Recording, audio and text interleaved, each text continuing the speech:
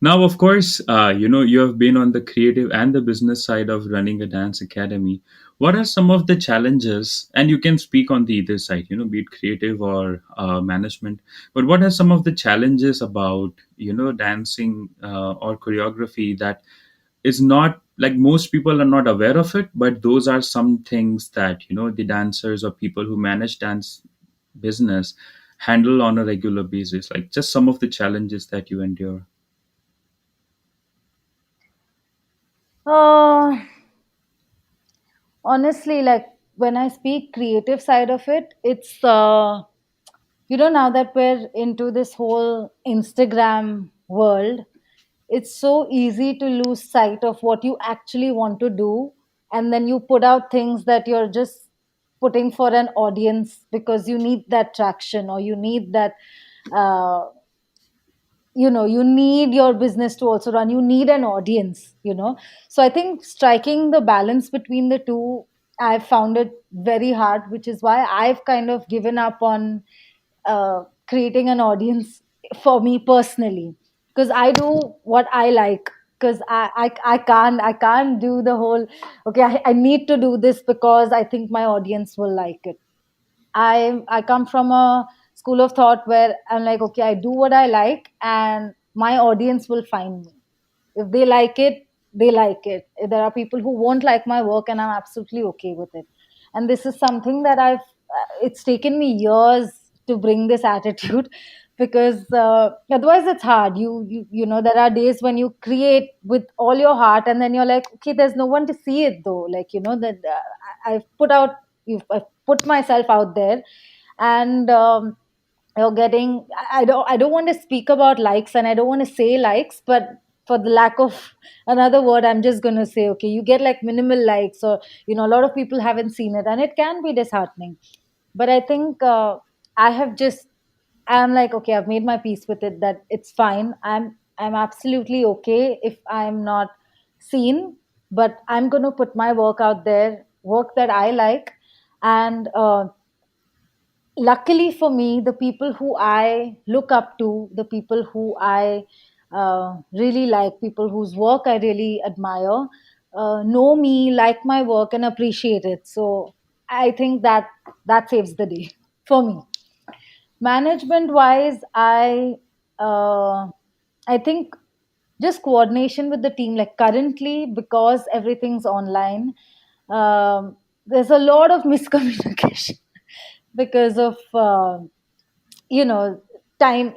Although here there's no time difference, but because I'm in another state altogether, my routine has changed, so getting in touch with people is a little harder sometimes. The area I'm in, Goa, is a little laid back when it comes to any kind of work. So my electricity keeps going, and then I just have to deal with it. So my work doesn't get done on time. So management wise, I think that's the only thing that I'm having trouble with, communication wise, right now. But otherwise, I kind of like it. Like I make Excel sheets for fun. So I'm one of those. I can't. I'll be lying if I say I don't like it or I have trouble with it. I genuinely don't. I just love it. Yeah, yeah. I think there is a very small subset of human population that would claim that they love doing Excel, and I count myself in that because I used to work for a very long time in Oh, finance. really? Yeah, before transitioning to media. So what that means is that Excel was my daily sort of thing that I had to do.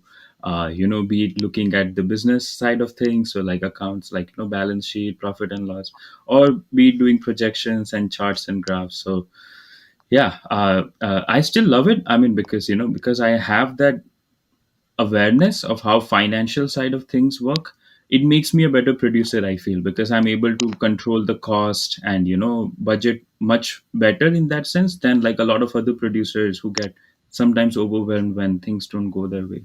So yeah, I guess in a way it was a good Makes training sense. grounds.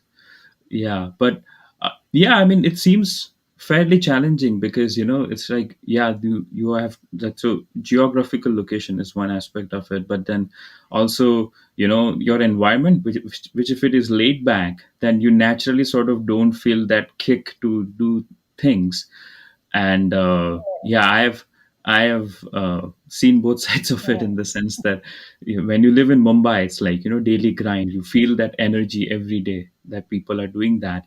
And it's the same with New Yes. York. Like before pandemic hit, it's just chaos. Like everywhere you go, it's just chaos. And I sort of have learned to embrace that. uh, but yeah, so now when I go to really quiet place, like where nothing is happening, then it seems a bit weird. Like, okay, this seems very dead. uh and yeah, that was when I went Yeah. to Kyoto in Japan. It's like such a small town. It's like Haridwar. It's like a very religious place in Japan. So all you find is shrines and temples and all of Okay. those things. And there's nobody. Like Oh, after wow. 8 p.m., it's like deserted. You cannot find like a takeout. There's no delivery, no pizza, nothing is happening. So it's very calming, but it's also very Okay. disorienting if all you know is chaos. So it's,